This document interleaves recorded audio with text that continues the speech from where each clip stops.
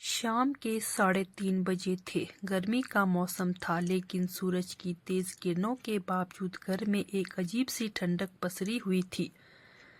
दीवार घड़ी की टिक टिक के साथ ही कमरे की खामोशी और भी भारी लग रही थी।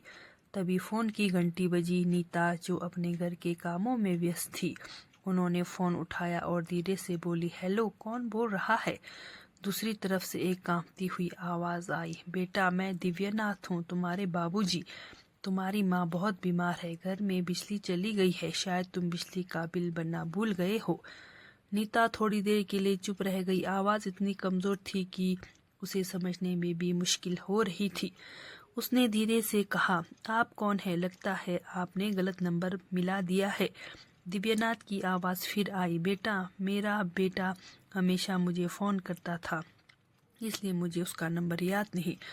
मैंने फोन डायरेक्टरी से नंबर खोजा और गलती से तुम्हें कॉल कर दिया। नीता को यह सुनकर अजीब लगा। उसने सोचा कि शायद यह कोई मजाक हो सकता है, लेकिन बुरी आवाज में कुछ ऐसा था जो उसे परेशान कर गया। उसने कहा, बाबूजी, आप चिंता मत कीजिए, मैं अभी एम्बुलेंस बुलाती हूँ। आप मुझे अपना पता बता दीजिए। दिव्यनाथ ने धीरे धीरे अपना पता बताया और नीता ने तुरंत एम्बुलेंस बुलाने की प्रक्रिया शुरू कर दी। रिया का दिल तेजी से धड़क रहा था। वह सोच रही थी, क्या सच में कुछ गलत हो गया है? उसने अपना सामान जल्दी से समेटा और एम्बुलेंस के साथ दी गई जानकारी और आधार के उस पते पर और चल दी। बुजुर्ग दंपति की व्यथा। दिव्यनाथ और उनकी पत्नी शारदा पिछले कई सालों से अकेले रह रहे थे। उनका इकलौता बेटा रमेश शहर में काम करता था और अपने काम में इतना व्यस्त था कि वह महीनों से अपने माता पिता से मिलने नहीं आया था। उसने अपने माता पिता की देखभाल के लिए हर महीने पैसे भेजने की जिम्मेदारी निभाई थी, लेकिन पिछले कुछ महीनों से वह भी रुक गए थे।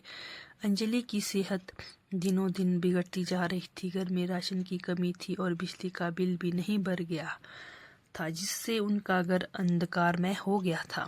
दिव्यनाथ हर दिन अपने बेटे का फोन का इंतजार करते थे, लेकिन वह इंतजार अब व्यर्थ लगने लगा था। नीता का आगमन। नीता उस पते पर पहुंची, लेकिन जो दृश्य उसने देखा वह उसके दिल को चीर कर रख देने वाला था। घर के अंदर घुसते ही उससे दिव्यनाथ और लक्ष्मी की लाशें मिली। लक्ष्मी सोफे पर पड़ी हुई थी और दिव्यनाथ फर्श पर पड़े थे, हाथ में एक पुरानी फोन डायरेक्टरी पकड़े हुए। नीता को यकीन नहीं हो रहा था कि कुछ समय पहले ही उसने उनसे फोन पर बात की थी। डॉक्टर और पुलिस वहां पहुंच गए। डॉक्टर ने रिया को बताया कि बुजुर्ग दंपति की मौत 4-5 घंटे पहले ही हो चुकी थी। नीता की आंखों में आंसू बहने लगे।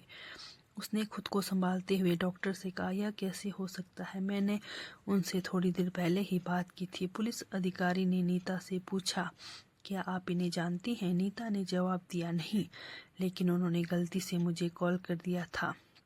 उन्होंने मुझसे मदद मांगी थी।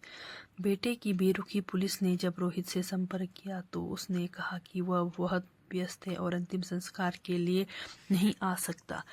नीता यह सुनकर दंग रह गई। उसने रोहित से फोन पर कहा, मैं तुम्हें एक तस्वीर भेज रही हूँ। जिस स्थिति में तुम्हारे माता पिता की मौत हुई, उसे कभी नहीं भूलना। यह तस्वीर तुम्हारे भविष्य की तस्वीर हो सकती है।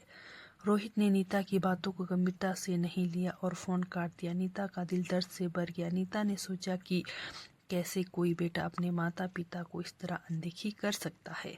उसने उन तस्वीरों को अपने फोन में सहेज लिया जो दिव्यनाथ और लक्ष्मी की आखिरी यादें थी। अंत में रिया ने अपने दिल में एक संकल्प लिया।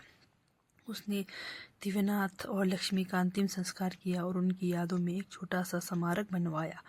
उसने अपने आसपास के लोगों से यह भी बात साझा की ताकि वे अपने बुजुर्गों, माता पिता की देखभाल में कभी कोई कमी ना करें। नीता के लिए यह घटना एक बहुत बड़ा सबक थी। उसने महसूस किया कि समाज में ऐसे कई बुजुर्ग हैं जो अपने बच्चों से दूर, अकेले और असहाय जी रहे हैं। उसने अपने जीवन का एक हिस्सा बुजुर्गों की सेवा में समर्पित करने का फैसला किया।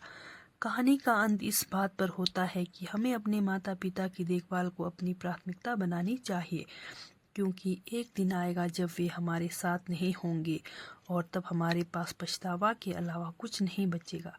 और अंत में मैं आप सभी से यही कहना चाहूँगी कि जितने भी आपके घर में बुजुर्ग हैं, बुजुर्गों की सेवा ज़रूर करें, क्योंकि एक दिन हमने भी बुजुर्ग होना है और जिस घर में बुजुर्ग होते हैं, बुजुर्गों से ही उस घर की शोभा होती है। आप लोगों को मेरी यह कहानी कैसी